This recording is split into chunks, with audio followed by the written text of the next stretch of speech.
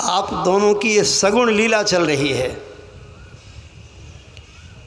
और सगुण में तो मोह होना ही है, सगुण में तो मोह होना ही है, सबको हुआ है। ये सगुण लीला है तो मोह की लीला है। तो औरों को मोहित कर सकते हैं, परंतु जो गुरु के शिष्य होते हैं, जो सद्गुरु के शिष्य होते हैं, वे कभी मोहित नहीं होते। तो मुझे नारद बाबा 8 साल की उम्र में जो दीक्षा देकर साधना के विज्ञान में प्रवेश कराए, तो आज तक अपने गुरु महाराज के ज्ञान से साधना करके जो मुझे अनुभव प्राप्त हुआ है, इसके मुताबिक सुनिए, आप जो भगवान विष्णु हैं वही आप शंकर जी हैं। आप जो शंकर भगवान हैं वही आप विष्णु भगवान हैं। जो लक्ष्मी जी हैं वही मैं पार्वती हूँ, और जो मैं पार्वती हूँ वही लक्ष्मी जी हैं। सबका आत्मस्वरूप तो एक ही है। स्वप्न में देखे आप भगवान विष्णु शंकर जी को, चले मिलने, तो मिलन तो सगुण दर्शन हुआ था स्वप्न में, यहाँ सगुण मिलन तो साकार हो गया चौक पर। क्या दिक्कत है? और शंकर भगवान भी स्वप्न में देखे थे आप विष्णु को, तो शंकर भगवान को भी तो आप विष्णु से मिलन हो ही गया, दर्शन तो हो गया। तो सगुण लीला का दर्शन तो हो गया। अब जैसे जो विष्णु हैं वही शिव हैं, जो शिव हैं वो विष्णु हैं, इसी तरह से अब गुरुदेव का ज्ञान यह भी बतलाता है कि जो कैलाश है वही वैकुंठ है, जो वैकुंठ है वही कैलाश है। तो मिलन हो गया। आप विष्णु चले थे कैलाश को, तो अपने वैकुंठ को ही कैलाश मान करके यहाँ से लौट चलें। आप शंकर भगवान चले थे वैकुंठ को, तो जो वैकुंठ है वही कैलाश है। तो आप शंकर भगवान भी अपने कैलाश को ही वैकुंठ मान करके लौट चले। अब कहिए क्या मैं फैसला करूं? सज्जनों, इसका नाम है ज्ञान, इसका ज्ञान नाम है। यह प्रसंग इसलिए मैं कहा, जो आज के सत्संग समय में परिवर्तन हुआ है। कुछ लोग, कुछ माँ बहनें सोचती होंगी कि अब तो सांझबाती का समय हो रहा है। हमारे कुछ सत्संगी लोग सोचते होंगे अब तो आरती का समय हो रहा है। लेकिन आज समय में परिवर्तन हुआ है। पात्र, देश काल पात्र के क्रम में श्रद्धेय रामाकांत झा जी की धर्मपत्नी का पिछले साल निधन हुआ। वो दिवंगता हो गई। दिवंगता पहले सगुण स्थूल अंग वाली थी, अब दिवंगता हो गई। मैं ये कह रहा था 10 गात्र और 14 मासिक, इसके संबंध में थोड़ी चर्चा मैंने की थी और थोड़ी ही चर्चा करूँगा, ज़्यादा नहीं करूँगा। पहले समझिए कि गात माने क्या होता है। गात, गात का माना होता है इंद्रियां।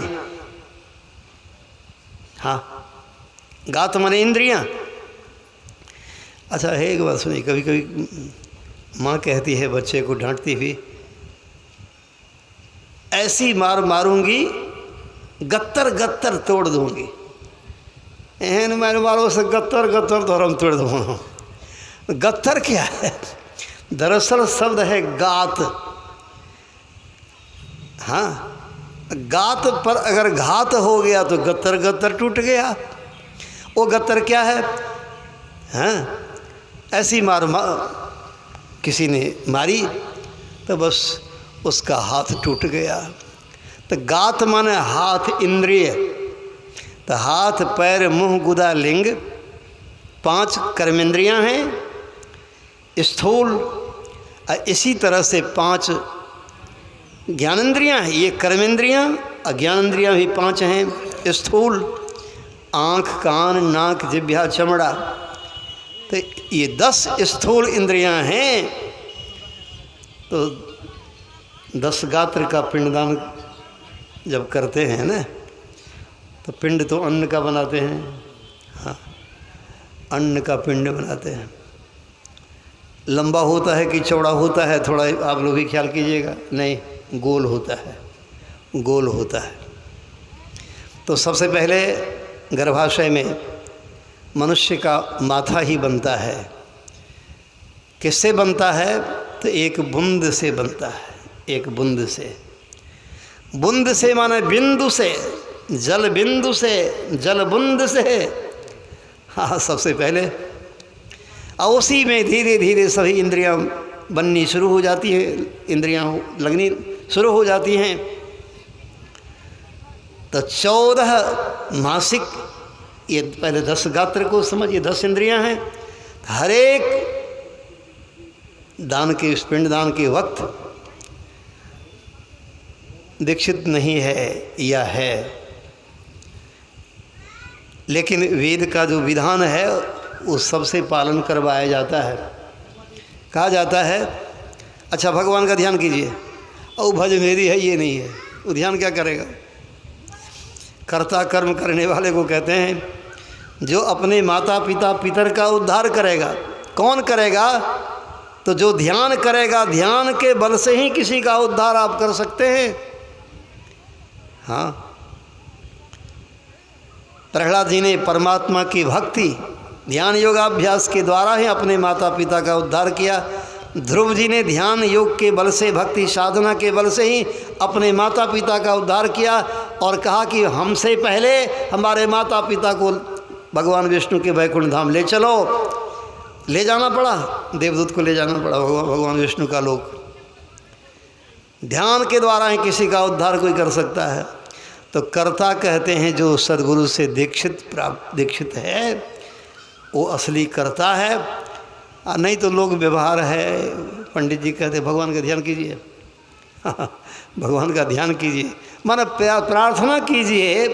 मंत्र भी पढ़ाया जाता, ओम मंगलम भगवान विष्णु, मंगलम गरुड़ध्वज, मंगलम पुंडरीकाक्ष, मंगलाय तनोहरे। हाँ, माने हे मंगलमय परमात्मा विष्णु श्री नारायण, मैं आपके श्री चरणों में प्रार्थना करता हूँ कि हमारे जो पितर हैं, जो दिवंगत हो गए हैं, अब दिवंगत हो गए माने स्थूल शरीर उनका मर गया, अब उस जीवात्मा को आप कृपा कीजिए। मैं प्रार्थना करता हूँ कि दिव्य शरीर उनको आप प्रदान कीजिए। दिव्य शरीर, कौन सा दिव्य शरीर? जिसके लिए देवता लोग सुर दुर्लभ सब ग्रंथ ही गावा। ये मनुष्य का शरीर हमारे पितर को प्रदान कीजिए, जिसमें 10 इंद्रियां लगी रहती हैं।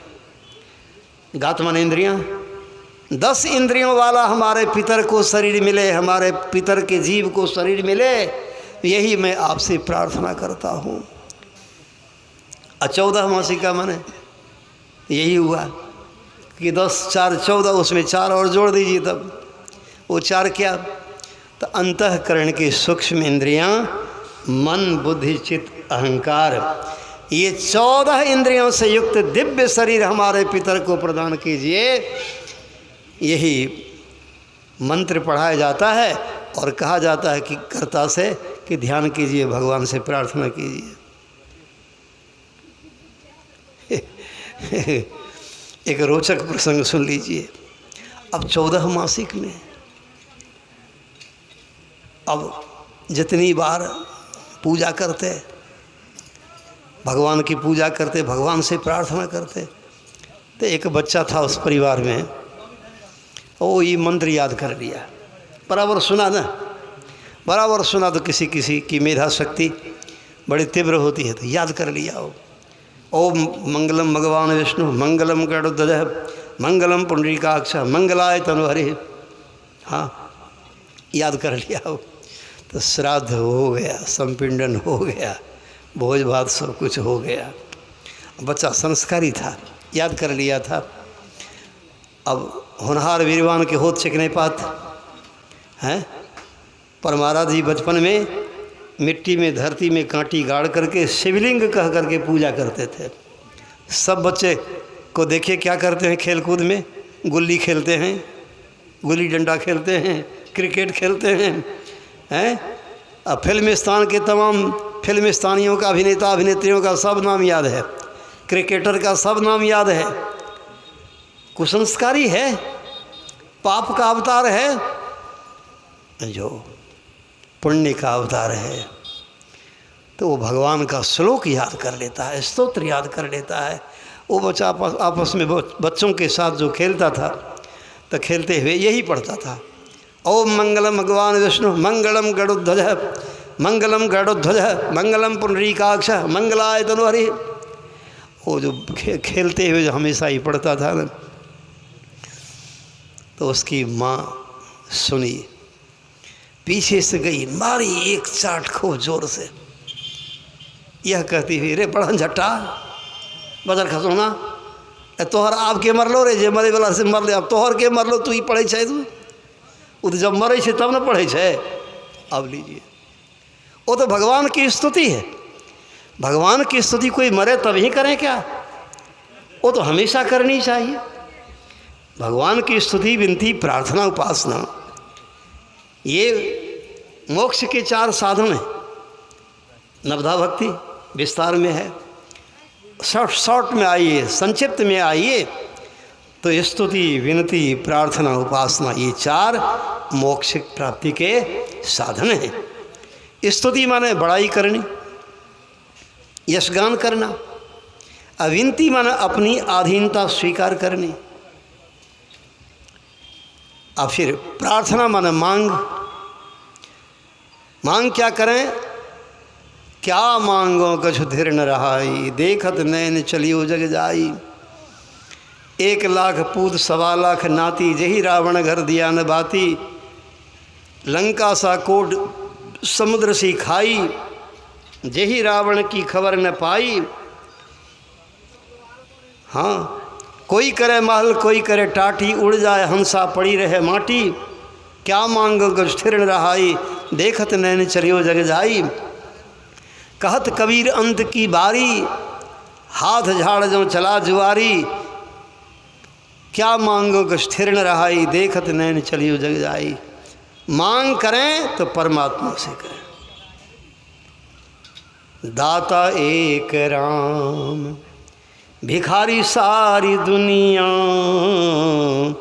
दाता एक राम, दाता एकमात्र परमात्मा है, सद्गुरु हैं, उनसे मांग करें। और उनसे मांग क्या करें? तो उनसे उन्हीं को मांग लीजिए, सबसे अच्छा ही होगा। परमात्मा से परमात्मा को ही मांग लें, इससे बढ़कर और कोई मांग नहीं है। हाँ, और कुछ मांगने में अगर पड़े तो ठगे गए, यही समझिए, ठगे गए। उपासना का माने वह साधन जिस साधना विशेष के द्वारा सारी वासना का अंत, जहाँ सारी वासना का अंत होता है,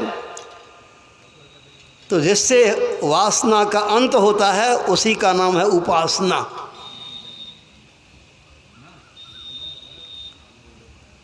सबसे ऊपर में आँख है, सबसे ऊपर में आँख इंद्रिय है। आँख से ऊपर तो कोई स्थूल इंद्रिय नहीं है। तो जब तक आँख के नीचे रहेंगे हम तो पिंड में रहेंगे, पिंड में रहते हैं।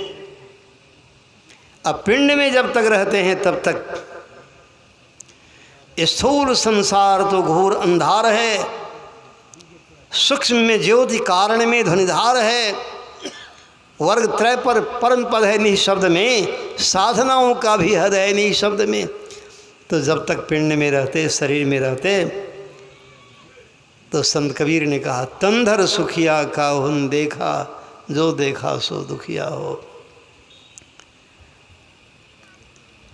अवस्था भेद से ज्ञान में भेद और सुख दुख में भेद होता है। पिंड में भी जब हम हृदय चक्र में पहुँचते हैं तो उस चक्र की ऐसी बनावट है कि सभी इंद्रियों का कुसंग छूट जाता है।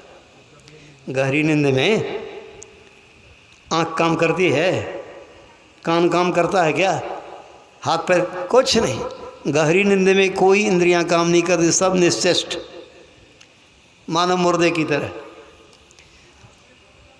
परंतु दुर्भाग्य की बात है कि अपने आप का भी ज्ञान नहीं रहता है। संत सद्गुरु से ध्यान योग की युक्ति सीखकर पिंड से परे ब्रह्मांड में, जहाँ पिंड ब्रह्मांड की संधि है, वही है आज्ञा चक्र। भगवान श्री कृष्ण कहते हैं संप्रेक्ष देखो कहाँ, स्वं दिशस्सा नवलोकयन, सभी दिशाओं को देखना छोड़कर तब देखो। तो जब सभी दिशाओं को छोड़ते हैं तब बचता है कौन? तो अब स्वयं बच जाते। तो सभी दिशाओं को देखना छोड़कर देखो, यही है दृष्टियों की साधना, यही है अभिमुख ध्यानाभ्यास। सज्जनों, इससे होता क्या है? रक्त बीज को भगवती मार देती थीं, और जितनी बूंदें रक्त बूंदें धरती पर गिरती थीं और उतने रक्त बीज हो जाते थे, और समस्या बढ़ गई है। नहीं मारते तो एक ही रक्त बीज, अब मारने पर अब जितने रक्त कण गिरते तो उतने रक्त बीज हो जाते, और समस्या खड़ी हो गई। क्या करें? तब दुर्गा माता चली गई ध्यान करने के लिए। हाँ, यात्रा, विजयादशमी यात्रा। क्या यात्रा? यात्रा ध्यान योगाभ्यास करने चलें तो वही यात्रा है, वही शुभ दिन है, शुभ घड़ी है। तो दुर्गा माता चली ध्यान योगाभ्यास करने हिमालय में। हाँ, तो ध्यान योगाभ्यास करती हुई तब यही शांभवी मुद्रा का अभ्यास करने से तो अपने भीतर में काली कराल वदना विनिष्क्रांता सिपासनी, लाल जिभ्या है लाल, अपने भीतर में ध्यान योगाभ्यासियों को पीली नीली लाल सफ़ेदी स्याही सन्मुख आता है, और छट छट छट छट छट छट छट के अब भोर का तार दिखाता है। यही प्रकाश अपने अंदर में प्रकट हुआ, जिस प्रकाश में ये वासना रूपी रक्त बीज है, वासना रूपी रक्त बीज। हाँ, इसको बाहर में मारने का जितना प्रयास करेंगे उतना बढ़ेगा। एकमात्र उपाय है ध्यान योगाभ्यास करने से।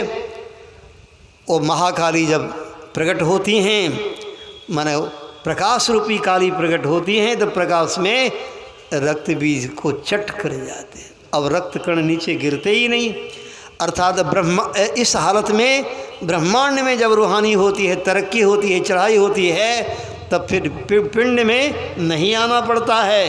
तो अब इस तरह से आसुरी वृत्ति का, असुरों का नाश हो जाता है। ये असली रहस्य की बात है। तो कब प्रकट हुई थी? काली पूजा है ना, विजयादशमी को यात्रा करती है दुर्गा माता जी। कहाँ? हिमालय में गई ध्यान करने के लिए, और तब काली पूजा में काली माता प्रकट होगी ध्यान करने से। तो हम लोग भी यदि अपने अंतर की आसुरी वृत्तियों को समाप्त करना चाहते, जीवन में सुख शांति पाना चाहते, तो ध्यान योगाभ्यास करें। तो सज्जनों, ये 10 गात क्या है और 14 मासिक क्या है? तो हर एक मासिक में बस श्री नारायण से प्रार्थना है।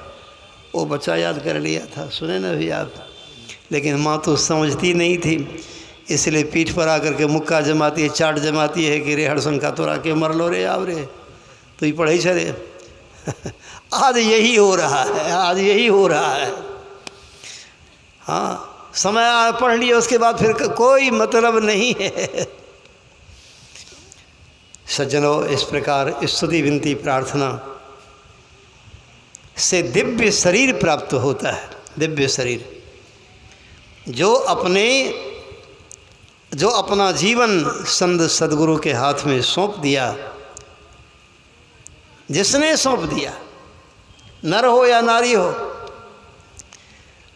और क्या कहा बिंदु कवि जी ने कहा, जीवन को मैंने सौंप दिया, सब भार तुम्हारे हाथों में, उद्धार पतन अब मेरा है, सरकार तुम्हारे हाथों में। सौंपना है, सदगुरु के हाथ में सौंप दिया। जिस दिन दीक्षा प्राप्त करते तो उस दिन सदगुरु के पावन कर कमलों में अपना हाथ सौंप दिया, अपना साथ सौंप दिया, अपना आत्मनिवेदन कर दिया। तो सदगुरु के चरण कमलों में, सदगुरु के पावन कर कमलों में जिन्होंने अपना हाथ सौंप दिया, तो वो कभी परमात्मा के और किसी के हाथ से तो छूट जाएंगे आप, लेकिन सदगुरु के हाथ से कभी छूटेंगे नहीं। तो जमराज लूटेगा नहीं, संसार छूटेगा और मुक्ति को प्राप्त करेंगे। ये सदगुरु की महिमा है। तो वही रमाकांत जी की धर्मपत्नी इसी तरह की साधिका थी। सत्संग ध्यान में उनको कितना प्रेम था। मैं समझता हूँ कि यहाँ रघैली माँ बहनों के समाज में शायद मेरे विचार में जैसा मैंने देखा, वो एक नंबर में थी। वो माना किसी से कम नहीं, एक नंबर में थी। खास करके इस परिवार में तो मैं निश्चित कहूँगा कि एक नंबर की साधिका थी वो।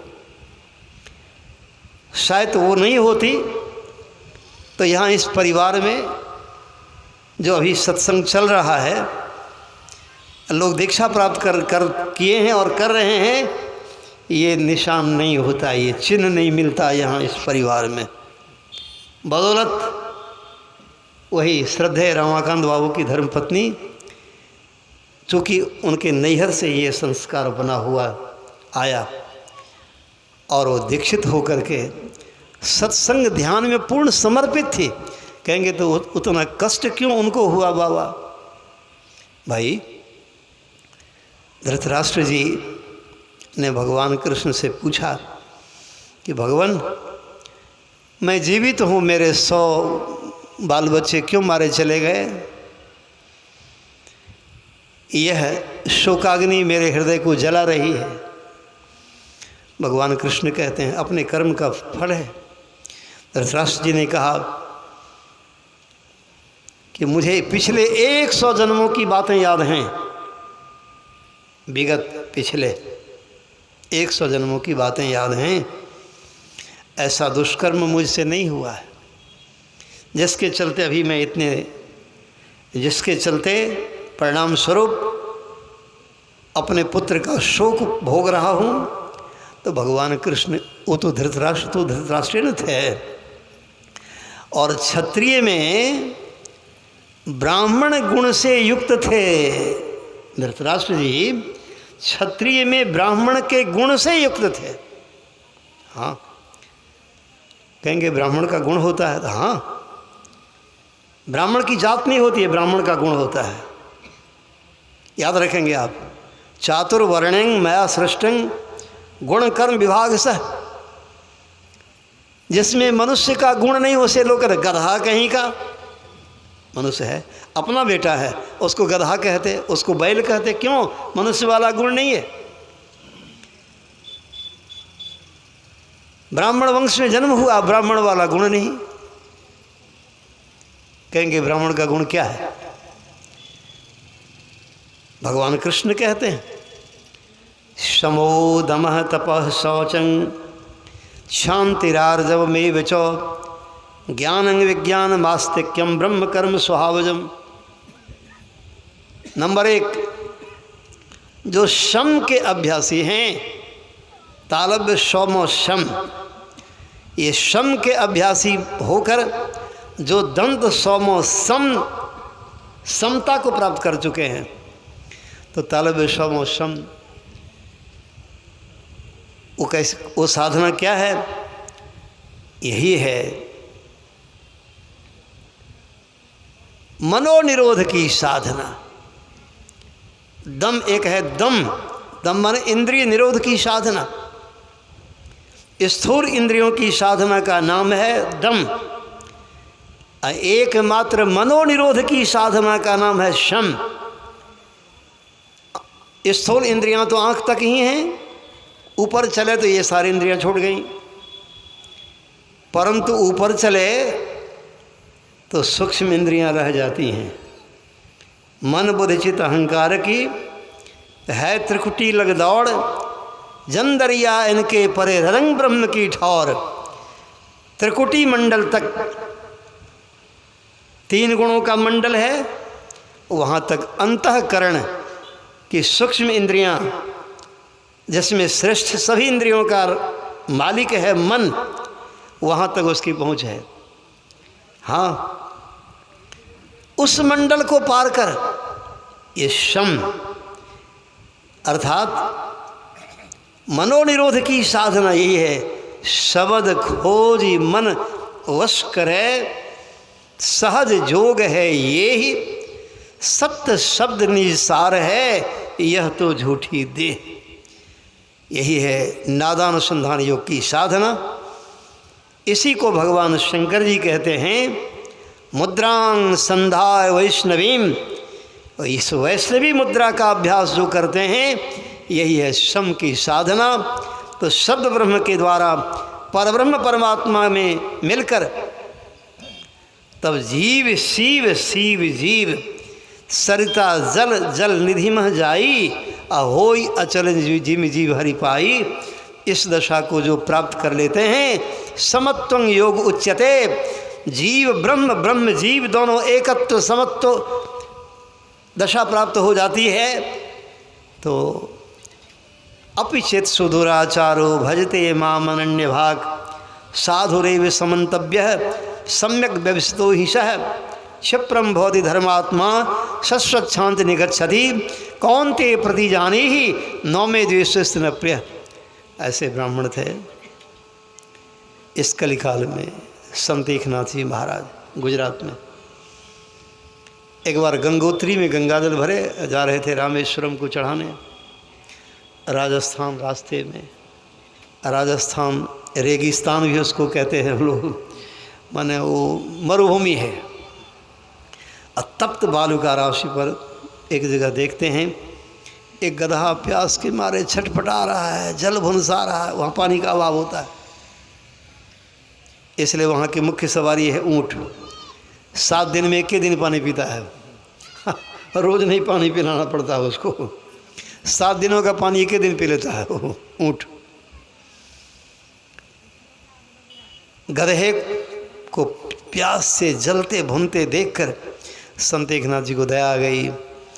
एक कलशी का पानी लगे उस गधे को पिलाने। साथी लोगों ने कहा कि माथा खराब हो गया तुम्हारा, गंगोत्री का भरा हुआ गंगा जल रामेश्वर बाबा के लिए चल रहे हो, उनके निमित्त गंगा जल है, रामेश्वर बाबा के निमित्त जल, यहाँ गधे को। उन्होंने कहा कि भैया हमारा दिमाग भी ठीक है, दिल भी ठीक है। जिसके दिल में श्री राम निवास करते तो उनके दिमाग में भी वास करते हैं। तो वे ही कहते हैं अहम ब्रह्मास्मि अचर चर रूप हरि सर्वगत सर्वदा बसत इति वासना धूप दीजय। कहा मैं तो बिल्कुल ठीक हूँ। कहा ये ठीक है? क्या ठीक हो? कहा रे तुम लोग नहीं जानते हो, हम लोगों की परेशानी देख करके रामेश्वर बाबा वहाँ तमिलनाडु में चेन्नई में है रामेश्वर स्थान बाबा का मंदिर।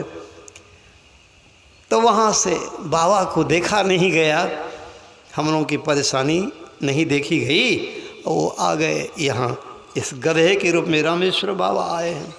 अरे हवा तो गेंद के रूप में हो सकती है, चक्के के रूप में हो सकती है, बैलून के रूप में हो सकती है, हवा तो किसी भी रूप में हो सकती है। जब हवा किसी भी रूप में हो सकती तो परमात्मा गधे के रूप में नहीं आ सकते क्या? इसलिए बोलो प्रेम से ओम रामेश्वराय नमः। गधे में रामेश्वर का दर्शन, यही शम की साधना करके जो समत्वं योग उच्चते की दशा में रहते हैं और सर्वत्र एक ब्रह्म का दर्शन करते हैं, उसी के बारे में कहा गया जन्मना जायते शूद्र संस्काराद उच्यते। यह संस्कार हम लोगों को जिस दिन होता था तो उसी का नाम उपनयन संस्कार कहा गया है। भगवान कृष्ण का भी उपनयन संस्कार हुआ था। पहले सबका उपनयन संस्कार होता था, अभी तो केवल संतों की कृपा से ही यह उपनयन संस्कार सबको होता है, नहीं तो सबको वंचित कर दिया गया है। और सबको वंचित कर दिया गया तो अपने ही वंचित हो गए, यही समझिए, अपने ही वंचित हैं। क्या वंचित हैं? उपनयन संस्कार में जिस दिन उपनयन संस्कार होता है उस दिन से लोग कोई वो ब्राह्मण बन जाते हैं। कैसे ब्राह्मण बनते हैं? तो उनको विष्णु कह करके निमंत्रण देते हैं, भोजन कराते हैं, विष्णु भगवान कह करके। जिनका उपनयन संस्कार हुआ, जो दीक्षित हुए, ये वैष्णवी साधना प्रारंभ कर चुके हैं। तो वैष्णवी यही है वैष्णवी साधना। तो वैष्णवी साधना करने वाले विष्णु के भक्त होते हैं, विष्णु के उपासक को वैष्णव कहते हैं। तो ब्राह्मण हो जाते हैं जिस दिन उसको गायत्री मिलती है। अच्छा एक बात भाई, किसी को पूछिए आप, गायत्री भगवती साकट है क्या वैष्णव? यदि कोई कहे कि गायत्री भगवती साकट है, उसको अंडा भोग लगना चाहिए, तो मैं तो भाई ऐसे से वाक युद्ध नहीं करूँगा, मैं प्रणाम करूँगा। ऐसे पापी से वाक युद्ध करने से क्या मिलेगा? किसी साधु संतों से अगर कुछ जिज्ञासा करूँगा तो मिलेगा, ऐसे पापी से बात करने से क्या मिलेगा? भगवान गायत्री भगवती वैष्णवी हैं। जिस दिन वैष्णवी गायत्री भगवती का मंत्र मिला, उनका ध्यान करने की विधि मिली, तो उस दिन हम बन गए अब विष्णु के सगुण साकार रूप में, अब हम ब्राह्मण हो गए। तत्पश्चात 4 दिनों तक तो मछली मांस नहीं खाए। 1 हफ्ता के बाद से फिर सब गढ़ा गोढ़ी को पचना शुरू कर दिया, सबको पचना शुरू कर दिया। अगर हम मान लीजिए मांस खाते, मदिरा पीते, मछली खाते, तो मैं कहूँगा कि भगवती गायत्री तो चली गई। अरे भगवान कृष्ण की ठाकुरवाड़ी है, ये आगे में है ना, भगवान कृष्ण की ठाकुरवाड़ी। इस ठाकुरवाड़ी में यदि कोई मुर्गा हलाल करे, यदि कोई गौकसी का काम करे, तो उससे बढ़कर दुनिया में पापी कौन होगा? और सबसे पहले मैं ये कहूँगा कि भगवान कृष्ण इस मंदिर में नहीं रहेंगे। नहीं रहेंगे। क्यों नहीं रहेंगे? अरे भाई, जब हमारे घर में तुम गौकसी का काम करते, मुर्गा हलाल करते हो, तो हमारा घर तुम रखा कहाँ? हम नहीं रहेंगे। इस शरीर में गायत्री भगवती मिली, आचार्य जी दीक्षा दिए, हम ब्राह्मण बने। अब इस शरीर में यदि हम मछली मांस अंडा गंडा शराब खाते पीते, तो मैं कहता हूँ, मैं यह जानता हूँ कि भगवती गायत्री हमारे पास से चली गई। अब गायत्री हमारे अंदर नहीं है। अब गायत्री भगवती हमारे पास में जब नहीं रही, तो अब हम क्या बचे, क्या हुए? अब इससे आगे हम नहीं कह सकेंगे। सीधी बात, एकदम सीधी बात, सबको समझने योग्य बात है। संस्कारा द्विज उच्यते। अब उस दिन से वेद पाठी, पहले उपनयन संस्कार होता था, और तब विद्यारंभ संस्कार होता था। भगवान कृष्ण को उपनयन संस्कार के बहाने ही मथुरा मंगाया गया था। तो वहाँ यज्ञ होगा, आपका उपनयन संस्कार होगा। वहाँ यज्ञ क्या होता? वहाँ तो कंस ने षड्यंत्र रचा था। हाँ, शंख, चाड़ूर, मुष्टिक आदि असुरों को भगवान कृष्ण को समाप्त करने के लिए हाथी को रखा गया, 2 दमदार हाथी को रखा गया, जो भगवान कृष्ण हाथी का दांत पकड़ करके ही घुमा करके ऐसी पटकन मारी, हाथी गोविंदाय नमो नमः। हाँ, शंखचूड़ और मुष्टिक दो पहलवान थे, विश्वविख्यात पहलवान। और कहाँ ये नन्हे बालक भगवान कृष्ण, और दोनों में कुश्ती करवाया गया। आखिर भगवान श्री कृष्ण ने बस खूब खिलाते हुए अंत में हाथ पकड़कर उसको झुलाते हुए एक ही पटकन मारी, बस समाप्त, गोविंदाय नमो नमः हो गया। तो मैं कहने का माने ये कि है कि उपनयन संस्कार के बहाने बुलाया गया था कि उपनयन होगा। ब्राह्मण का उपनयन 8 साल तक में हो जाना चाहिए, ब्राह्मणोचित संस्कार है। और फिर 12 साल की उम्र तक, 10 साल की उम्र तक क्षत्रियोचित, 16 साल की उम्र तक वैश्योचित उपनयन संस्कार। और उसके बाद जब हो सके अब करें, जब हो सके करें। तो अब तो इस सदगुरु की कृपा से ही उपनयन संस्कार, दीक्षा का संस्कार हो रहा है। नहीं तो उपनयन का एक ऐसा पर्व हम लोग मनाते हैं कि गायत्री धारण किया, और जब तक 4 दिनों तक, 1 हफ्ते तक जब तक गायत्री मंत्र सीखते तब तक तो मछली मांस नहीं खाते, मांगी हुई भिक्षा जो होती है वही भिक्षान्न खाते। उसके बाद तो पोखरे को सुखा देते, उसके बाद पोखरे को सुखा देते हम। सचन हो तो दरअसल शम, ब्राह्मण का गुण क्या है? शमो, भगवान कृष्ण कहते हैं, मैं नहीं कहता हूँ। दमो, दम माने इंद्रिय निरोध की साधना। तपह, कायिक वाचिक मानसिक तपस्या। शौचंग, पवित्रता में रहना। समंग, समोदमः तपः शौचंग शांतिरार्जव में विचो, महान से महान अपराध किया क्षमा कर दिया। आर्जवम, विनम्रता का गुण, दैन्य भाव, अभिवादनशील बनकर रहना। हाँ, ज्ञानंग विज्ञानम आस्तिक्यम, जो इस तरह का अपनी अंतरात्मा के द्वारा परमात्मा का साक्षात्कार कर लेते। तो हम सभी एक ही परमपिता परमात्मा की संतान हैं, ये ज्ञान है। और सब के सब परमात्मा ही परमात्मा है। गधे में भी परमात्मा का दर्शन करते हैं संत एकनाथ जी महाराज, ये विज्ञान है। ज्ञान मान जहाँ एकऊ नाही, देख ही ब्रह्म समान सब माही।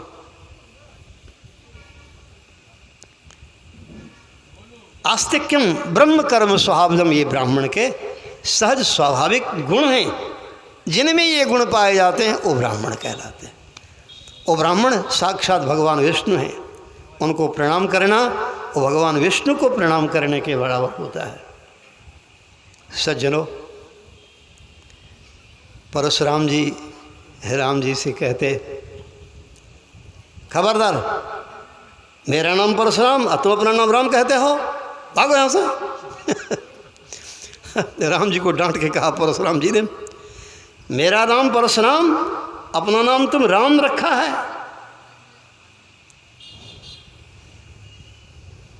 जनक जी से कहा कि तुम्हें पता है कि नहीं, यदि कोई राजाओं को बुलाता था बिना परशुराम की आज्ञा से नहीं, तुम क्यों बुलाए सबको? बहुत बतंगड़ हो गया, उधर मैं नहीं जाऊंगा। लेकिन राम जी ब्रह्म हैं, बड़े विनम्र हैं। क्या कहते हैं? हाथ जोड़कर कहते हैं, नाथ एक गुण धनुष हमारे, नवगुण परम पुनीत तुम्हारे। हे नाथ, नाथ जगन्नाथ हैं भगवान श्री राम। अब परशुराम जी वो भी 24 अवतार में वे भी हैं, हाँ, लेकिन ब्राह्मण वंश में जन्म लिए हैं। तो कहते हे नाथ, हमको तो एक ही गुण है कि धनुष लटका हुआ है और तरकस में तीर वाण रखा हुआ है। तो हम में तो यही एक गुण है, शासन का गुण है। नाथ एक गुण धनुष हमारे, आप तो नव गुण परम पुनीत तुम्हारे, आप में तो परम पवित्र 9 गुण भरे हुए हैं। कौन कौन 9 गुण? यही 9 गुण जो सुने अभी आपने। हाँ, राम मात्र लघु नाम हमारा, अपरस सहित बड़ नाम तुम्हारा। हमारा तो छोटका नाम है राम, छोटा सा नाम है राम। आपका नाम एक बांह का नाम है, कितना बड़का नाम है, परशुराम। कहाँ आप, कहाँ हम, राम। ये सज्जनों भाई, तो दरअसल इसलिए अभी आपने पाठ्यक्रम में सुना, वशिष्ठ जी कहते हैं कि वो ब्राह्मण सोचने योग्य हैं जो ब्राह्मण वंश में जन्म लेकर ब्राह्मणोचित गुणों से, संस्कारों से, कर्म से बिल्कुल रहीन है। वेद मार्ग का जिसने परित्याग कर दिया है, किसी को नहीं छोड़ा तो तुलसीदास जी महाराज ने, वो ब्राह्मण सोचने योग्य है, वो क्षत्रिय सोचने योग्य है। अपनी छत्र छाया में आए हुए की रक्षा जो नहीं करता है, छात्र धर्म का पालन नहीं करता, वह वैश्य सोचने योग्य है। वैश्य का काम है कृषि करना, गौपालन करना, धन संचय करना। धन संचय किस लिए करना? जैसे पेट का काम है सब कुछ अंदर में पचा उचा करके सारे शरीर को प्रदान कर देना, तो वैश्य का काम है धन संचय करना और परमार्थ में लगाते रहना। जो पर वैश्य होकर परमार्थ में धन नहीं लगाता, वैश्य कैसा है? वो सोचने योग्य है। वो शूद्र सोचने योग्य है जो सेवा भावना से बिल्कुल रहित है, जो सेवा भावना से सबसे रहित है। अब सेवा करने वाले को आप छोटा समझें, इसका मतलब है कि आपको बड़ा का ज्ञान ही नहीं हुआ आज तक। हम आपकी आँख की इच्छा हुई कि चलेंगे बाबा का दर्शन करने, कान की इच्छा हुई कि चलते बाबा का अंतिम सत्संग है सुन लेते। हाँ, माने आपकी सभी इंद्रियों में इच्छा जगी कि चलते सत्संग में। पैर को शूद्र कहा गया है, मुँह को ब्राह्मण। जो वेद वाचक हो तो वेद वाचक मुँह को कहा गया ब्राह्मण। हाथ से ही शरीर की रक्षा होती है, सब कर्म होता है क्षत्रिय। पेट है वैश्य, अब पैर को कहा गया शूद्र। भागवत पुराणों को पढ़ करके देखेंगे आप। तो सभी इंद्रियों की इच्छा है कि हम सत्संग करने जाते, भंडारा पाते। मुंह की भी इच्छा की सत्संग सुन करके भंडारा भी कुछ पा लेते आज। अब पैर कहे कि नहीं चलेगा हमसे, हम नहीं जाएंगे, क्या होगा? पैर अगर हिम्मत हार दे क्या होगा? आँख की अभिलाषा पूरी होगी, कान की अभिलाषा पूरी होगी, मुंह की अभिलाषा पूरी होगी क्या? किसी की अभिलाषा पूरी नहीं हो सकती। अरे शूद्र ही है जो सबकी अभिलाषा को पूर्ण करते रहते। इसलिए एक बार हुआ कि शरीर में देहस्था सर्वदेवता है, सब देवता लोग मनुष्य शरीर में निवास करने लगे। निवास कर लिए, भगवान विष्णु पीछे हो गए। आप कहाँ रहेंगे? सब जगह तो वैकेंट, सब जगह भर गई है, आप कहाँ रहेंगे? भगवान विष्णु ने कहा कि मैं तो जो सबकी सेवा करता है उसी में रहूँगा। जो सबकी सेवा करता है तो सेवा करने वाले में भगवान निवास करते हैं। पैर ही सभी इंद्रियों की अभिलाषा पूर्ण करने में समर्थ है, तो भगवान विष्णु पैर में आके अपना निवास बनाए, निवास स्थान कायम किए।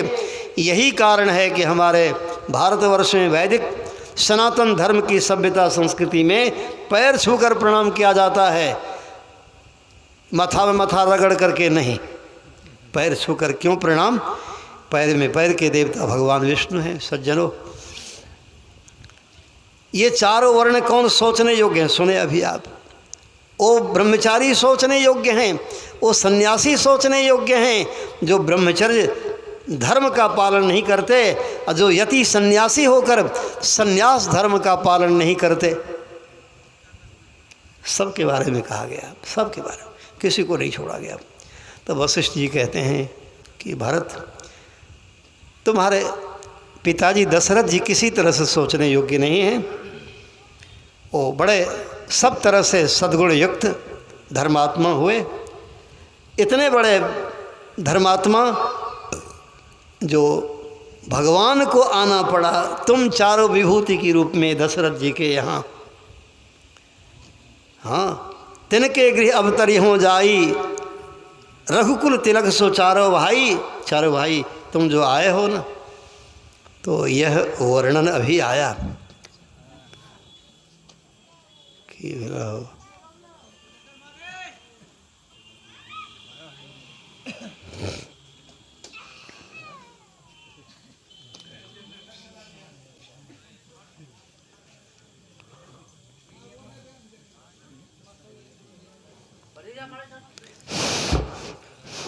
सज्जनों, यह सब प्रसंग जो कहा गया, चूँकि आज एकोदिष्ट है, एकोदिष्ट है। पहले तो स्थूल शरीर में थी, अब वो दिवंगता हो गई, दिव्य अंगता, दिव्य अंग वाली हो गई है, दिव्य शरीर में चली गई है। कारण कि सद्गुरु के चरण शरण में लगी रही सब दिनों से। सद्गुरु के चरण शरण में, कर कमल में जो अपने जीवन को सौंप देते, वो कभी नीचे नहीं आते। तो आज उनकी दिवंगत आत्मा की शांति है। तो एक लोक व्यवहार है जो यहाँ एकोदिष्ट नियम का भी पालन हुआ। और सुन चुके भागवत महापुराण से कि गौकर्ण जी ने धुंधकारी के लिए अंतिम में सत्संग किया, तो इनसे इनका उद्धार हो गया। और सब कुछ किए थे पहले, लेकिन उद्धार अंतिम में सत्संग से हुआ। राजा परीक्षित को सुखदेव मुनि जी महाराज सत्संग सुनाए, तो वे भी अकाल मृत्यु से छूट गए। लोग प्रश्न करते हैं कि इस अवसर पर सत्संग की क्या आवश्यकता है? इसी अवसर पर तो सत्संग की आवश्यकता है। जानते हैं, इसलिए आयोजन किया गया है। अभी मैं सबसे पहले ये कहना चाहूँगा, चिरंजीवी महिम कुमार झा से, पिंटू जी से मैं कहूँगा कि आप जहाँ हो यहाँ आकर पुष्प लेके आओ। दिवंगता हो चुकी है तुम्हारी पूज्या माता जी, जीवित माता पिताजी के भी प्रति है कि ओम मातृदेव भव, ओम पितृदेव भव, ओम आचार्य देव भव। यह सब आयोजन इसलिए किया जाता है। एक अर्थ यह भी सुन लीजिए कि जीवित माता पिता को साक्षात देवता के समान समझना चाहिए। माता पिता और गुरु, ये ही तीन देवता हैं। अब वो साधन भजन करके दिव्य अंग वाली हो गई, दिवंगता हो गई। तो इसलिए महिम जी से, पिंटू जी से मैं कहूँगा कि पुष्प लेकर के आप आएँ और अपनी दिवंगता माता जी के चरणों में उनकी पूजा करें, पुष्पांजलि करें। यह एक हमारी बहुत पवित्र परंपरा है। तो एक पुष्प आप आकर के, और लोग जो उनसे छोटे संबंध में होते हैं वे सब भी कर सकते हैं। इसमें छोटे बड़े की कोई बात नहीं है, क्योंकि अब तो शरीर रूप में नहीं, वो आत्म रूप में है। आप आत्म रूप में मतलब देव रूप में, देव पितर लोग कहते हैं, देव पितर, पितर देवता की तरह शरीर में है, अंग में है, सब कोई कर सकते हैं। लेकिन खास करके जो उनसे छोटे उम्र के हैं, बाल बच्चे हैं, जिनको बात समझ में नहीं आती है तो वो जाने। लेकिन उनके जो पुत्र हैं, उनकी जो बहू है, पिंटू अपने दोनों पति पत्नी आकर अपने बाल बच्चों के साथ आकर पुष्पांजलि करें। और हम लोग अब कुछ मिनट उस दिवंगत आत्मा की शांति हेतु ध्यान करेंगे। तत्पश्चात तब फिर आरती होगी और इस यज्ञ का पूर्ण समापन, पूर्ण विसर्जन हो जाएगा। प्रेम से बोलिए श्री सद्गुरु महाराज की जय।